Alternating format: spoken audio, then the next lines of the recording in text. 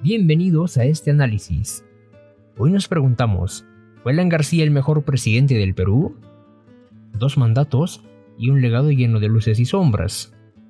Algunos lo recuerdan como el presidente más preparado, el más carismático, el que trajo desarrollo. Otros lo asocian con la peor crisis económica de nuestra historia. Tengamos el derecho de peruanizar nuestro gobierno.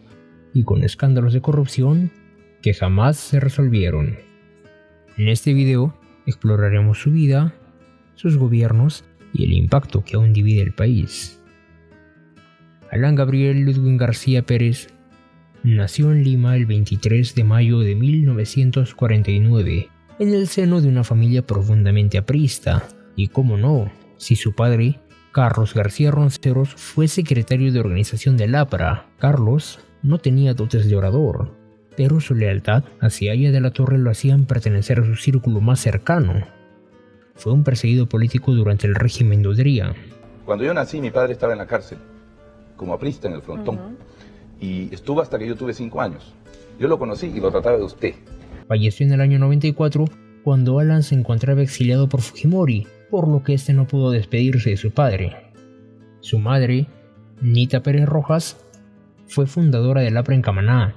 Era una mujer de fuerte carácter, gran oradora, poeta y declamadora. Alan, sin duda de ella, heredó el talento y la oratoria. Ella fue la que grabó en mí la personalidad política, el concepto de la expresión y la comunicación como una forma de realización personal. Mientras muchos niños crecían con dibujos animados, Alan escuchaba los discursos de Víctor Raúl Haya de la Torre reproducidos en la radio o recitados por su padre casi como rezos. Su mundo no era de cuentos, era de política, de lucha e ideales.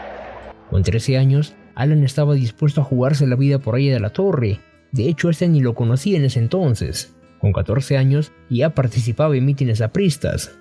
Realizó sus estudios universitarios en la Pontificia Universidad Católica y obtuvo el título de abogado en la Universidad Nacional de San Marcos. Desde joven mostró una oratoria brillante, un talento excepcional, y a los 16 años conoció en persona a su más grande ídolo, Víctor Raúl Haya de la Torre. En un encuentro en la Casa del Pueblo, Alan se acercó con un libro para que Haya lo firme con dedicatoria a Carlos García, su padre. Desde ese momento, Alan deja de pasar desapercibido a los ojos de Haya. Siendo estudiante de la Católica, Alan acudía a las reuniones partidarias de Haya de la Torre. Estudiante aplicado, orador brillante, pronto encantó al propio Haya, quien lo nombraba su heredero ideológico. «Eres un líder popular», le decía. Para Alan, Haya se convirtió en su guía, en su mentor, en su figura casi paternal. Alan conoció a su primera esposa Carla Buscaglia en la universidad, y fue con ella con quien tuvo a su primera hija. Poco después, Alan parte a Europa con 23 años a hacer su doctorado en la Universidad Complutense de Madrid y en el Instituto de Altos Estudios de América Latina en París. Y es en el extranjero, durante un congreso en Madrid, donde García conoce a Pilar Noris, quien sería su segunda esposa y a quien posteriormente llamaría el amor de su vida, aunque en aquel entonces seguía casado con Carla Buscaglia. ¿Sabía usted eso? Ya lo sabe, a partir de ahora, verifíquelo. Alan formó parte de la Asamblea Constituyente que redactó la Carta Magna de 1979, y con la muerte de Haya de la Torre el mismo año, Alan ya era su heredero natural dentro del partido. En 1980 fue elegido diputado por Lima y se convirtió en la estrella parlamentaria del momento, el jefe de la oposición. Encantaba a más de uno al hablar. Alan iba dejando despejado el camino para llegar a la presidencia. Para 1982 asumió la Secretaría General del APRA, consolidándose como el nuevo rostro del partido. Este mismo año se divorcia de Carla y se casa con Pilar. Y en 1985, con solo 36 años, llega a la presidencia del Perú. Joven, culto, carismático, 1,92 de altura imponente, un verbo afilado, se llevaba los aplausos fáciles. Algunos decían que con sus palabras seducía incluso a periodistas, que los volvía amigos. Otros hablaban de episodios depresivos tras la muerte de Haya, e incluso de brotes maníacos. Sea como fuere, Alan era un fenómeno político, un prodigio de la escena pública, y su primer gobierno comenzaría con expectativas altísimas. Pero en 5 años, todo cambiaría. Empecemos con los logros. García llegó como un torbellino. En solo 5 meses logró lo que parecía imposible: reducir la inflación del 12,5% a 3,5%. Los precios dejaron de subir como locos y por un momento el Perú respiró. ¿Cómo lo hizo? En sus primeros meses aplicó un choque heterodoxo, es decir, congeló los precios, aumentó salarios y controló el tipo de cambio. Su carisma tampoco pasó desapercibido. En octubre de 1985, Newsweek lo llamó la estrella política más importante de América Latina desde Perón. Con un 90% de aprobación, García parecía imbatible. En 1986, el Perú vivió un boom económico. El PBI creció un 10%, el mayor aumento desde los años 50.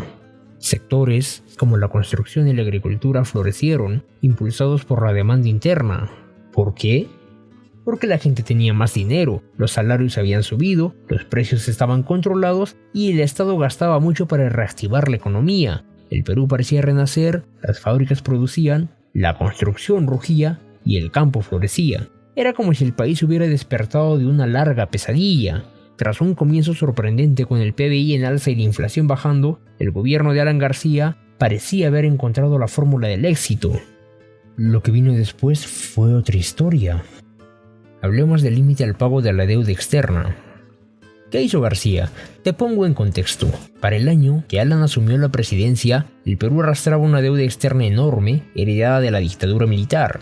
Alan tomó una decisión que para él era valiente y para muchos otros era polémica. Solo pagaremos el 10% de nuestras exportaciones para cubrir la deuda externa, pues primero el Perú, luego la deuda. Fue parte de su discurso ante la Asamblea de las Naciones Unidas. Era un acto soberano, sí, pero con consecuencias. Los bancos internacionales y el FMI nos dieron la espalda. Nadie quería prestarle dinero a un país que se negaba a pagar. Pero eso no fue todo. Nuestro país también sufrió un déficit de balanza de pagos y caída de reservas. ¿Qué es la balanza de pagos? Es como el estado de cuenta del país. Lo que entra, exportaciones, inversiones, y lo que sale, importaciones, pagos de deuda. Si gastas más de lo que ganas, entonces hay un déficit. Y eso fue exactamente lo que ocurrió en 1987. El Perú gastó mucho más de lo que ingresaba. Como una familia que vive con tarjeta de crédito y un día se queda sin línea, el déficit de balanza de pagos fue de $521 millones, el mayor en años, y para el año 1988, las reservas internacionales casi desaparecieron. Esta situación hace que cuestionemos si el discurso de Alan fue una rebelión necesaria o un error monumental. Lo cierto es que el sueño con el cambio duró poco, y el precio que pagó el pueblo peruano fue altísimo. Y entonces llegó el golpe final, la hiperinflación. El año 85, ustedes podían comprar con un determinado número, un paquetazo de billetes, una camioneta, un carro nuevo. Con esa misma plata, no exagero, con esa misma plata, 5 años después, cuando terminó Alan, en vez de comprarse un carro, ¿saben lo que se podían comprar? Con la misma plata, media cajetilla de cigarrillos. El gobierno imprimía dinero para cubrir gastos, pero sin respaldo. Eso disparó los precios, el INDI perdió todo su valor y los peruanos enfrentaron colas interminables por alimentos. En el Código García, César Hildebrandt describe esta etapa como un caos apocalíptico. La gente hacía colas para comprar pan antes de que subiera de precio en la tarde. Pero no solo era la economía, en simultáneo el terrorismo golpeaba con furia, atentados y represión. El terrorismo agravó la crisis. Sendero Luminoso y el MRTA intensificaron sus ataques, dejando miles de víctimas. Las masacres carcelarias de 1986 y la masacre de Cayara en 1988 marcaron un punto oscuro. ¿Cuál fue la respuesta del gobierno?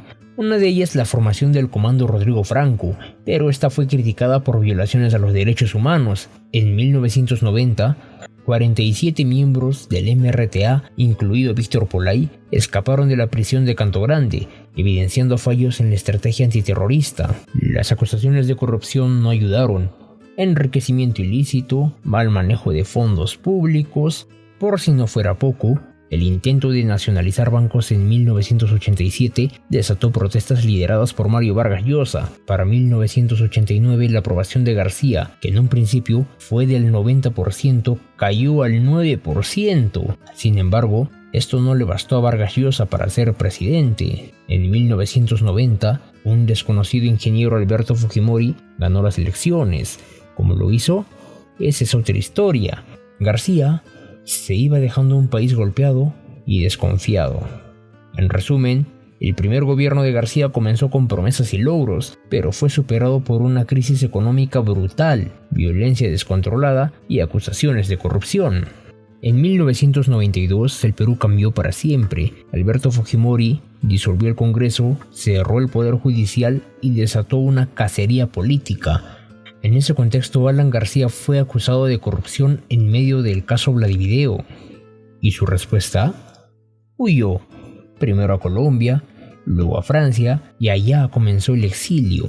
Durante casi una década García vivió en París, protegido diplomáticamente y con bajo perfil. Trabajó como asesor en la Universidad de París. En su libro Metamemorias, Alan describe ese tiempo como un periodo de reflexión y aprendizaje. Pero sus críticos, como César Hildebrand, en el Código García, veían no una pausa, sino una huida para evadir la justicia. Tras la caída de Fujimori y el ascenso de Alejandro Toledo, García regresó al Perú en enero del 2001. Las acusaciones en su contra habían prescrito. Miles de apristas lo recibieron como un héroe. En pocos días, García estaba de vuelta en los titulares. Y en la política, obviamente. Ya no era el joven impulsivo de los 80, ahora se presentaba como un político maduro, internacionalizado, listo para un segundo acto, que si bien no llegaría el 2001 no estaba tan lejos. Y mientras el fujimorismo se desmoronaba, él afinaba una nueva candidatura. Porque Alan García no había dicho su última palabra. Pero la pregunta es, ¿se habrá arrepentido de verdad? ¿De verdad se ha arrepentido? ¿O es que nos está volviendo a jugar el cuento de gran orador, excelente y cautivador, hipnotizador de multitudes? Maravilloso, maravilloso mago de la palabra. Doctor García, ¿usted cree que puede responder? Yo no usaría el término arrepentido. Diría que los años hacen pensar, reflexionar y por ende reconocer lo que puede haber habido de errores sin dejar lo que ha habido de aciertos. En 2006, Alan García regresó al poder con una promesa: aprender de sus errores y liderar un Perú en pleno boom económico. ¿Lo logró? Vamos a analizar los aciertos y los errores de su segundo mandato. Y los números hablaron fuerte. Entre 2006 y 2011, según el BCR, el PBI creció un promedio del 6,5% anual, con un pico del 9,8% en el 2008. Las exportaciones se duplicaron de 17.000 a 35.000 millones de dólares, gracias a los tratados de libre comercio con Estados Unidos, China y Europa. La pobreza cayó del 48% al 28% según el INEI, y programas sociales como Juntos ayudaron a millones de peruanos. En su libro, Alan García llamó a esta etapa un rescate nacional. Pero no todo fue un cuento de hadas. Protestas indígenas contra leyes que amenazaban tierras amazónicas terminaron con 33 muertos, 10 policías y 23 civiles. Este fue el conflicto social más grave de su mandato. Mientras las inversiones crecían, muchas comunidades sentían que el desarrollo no era para ellas, que sus territorios eran sacrificados en nombre del progreso. El crecimiento fue real, pero la desigualdad persistió. Zonas rurales seguían olvidadas. La gestión ambiental fue criticada y los conflictos sociales no desaparecieron. Y se llama Perú, con P de patria. La E del ejemplo, la R del rifle, la U de la unión. Yo me llamo Perú. Y luego, el caso Odebrecht. Aunque las denuncias salieron a la luz después de su gobierno, en noviembre de 2018 García, quien residía en España desde el 2016, visitó el Perú después de que la Fiscalía abriera una investigación en su contra. Esto por supuestos sobornos pagados por la empresa brasileña Odebrecht, para que la multinacional pudiera obtener un contrato de construcción del Metro de Lima durante su segundo mandato. Hemos dado cuenta en la presentación de nuestro requerimiento de que ahora sí se le va a investigar como corresponde al ciudadano Alan García Pérez por haber recibido dinero de la empresa Odebrecht. El 17 de noviembre del 2018, el juez Juan Carlos Sánchez Balbuena dictó una medida cautelar de impedimento de salida del país por 18 meses para Alan García, lo que provocó que el expresidente pidiera un asilo en la Embajada de Uruguay en Lima, alegando persecución política. Se nos informó de la misma fuente confiable que el lunes 19 se pediría una detención preliminar en mi contra. Considerando que era abusiva e ilegal, usé de mi derecho constitucional a solicitar asilo en la Embajada de Uruguay. El pedido fue rechazado por el gobierno uruguayo, por lo que García abandonó la embajada y volvió a su residencia en Miraflores. Para mí no es ningún castigo ni deshonor poder estar permanentemente en mi patria. No es ningún castigo. Posteriormente, el juez Juan Carlos Sánchez Balbuena dictó una orden de detención preliminar por 10 días contra Alan García y otras 8 personas. Esta medida fue solicitada por el fiscal José Domingo Pérez, quien había acumulado nuevos indicios en el caso Lavallato. La mañana del 17 de abril, agentes de la División de Investigaciones de Alta Complejidad y fiscales llegaron a la casa de García en Miraflores para ejecutar la orden de detención preliminar. Al ser informado de la medida, García pidió unos minutos para llamar a su abogado. Subió a su habitación y se disparó en la cabeza con un arma de fuego. El Perú entero quedó en shock. A las 6:27 de la mañana aparece el expresidente Alan García parado en el descanso de la escalera hacia el segundo piso. Ya está cambiado con ropa casual oscura e intercambia palabras con el fiscal. Acto seguido parece tomar aire y mientras no deja de mirar al fiscal y a la gente que ya empieza a acercarse al pie de la escalera, sube hasta el segundo piso. El arma empuñada es visible por solo un segundo. Casi de inmediato, uno de los agentes va detrás de él, pero al terminar la curva, García ya se había encerrado en su habitación, a pocos pasos de la escalera. Eran las 6:28 de la mañana. El agente y uno más empiezan a tocar la puerta. El desenlace trágico ya es conocido y sucedió a las 6:31 de la mañana. Alan García regresó como el líder que había prometido cambiar. Para unos, fue el arquitecto del milagro económico. Para otros, el rostro más elegante de la vieja corrupción. ¿Cómo quedará García frente al juicio de la historia? Yo creo que va a quedar muy mal. Que va a quedar sobre todo como una persona que aprovechó el poder para enriquecerse. Era una persona que perdió completamente el sentido de la realidad en un momento dado, ¿no? Y así terminó la vida del político más controversial, carismático y contradictorio que ha tenido el Perú moderno. Pero dime, ¿consideras que fue el mejor presidente del Perú? ¿Fueron sus aciertos suficientes para contrarrestar sus errores? Los leo en los comentarios. No olviden dejar su me gusta y suscríbanse para estar al tanto del canal. Hasta un próximo video. Entonces desconfíen del que dicen ya está muerto. Ese nunca muere. Cuidado.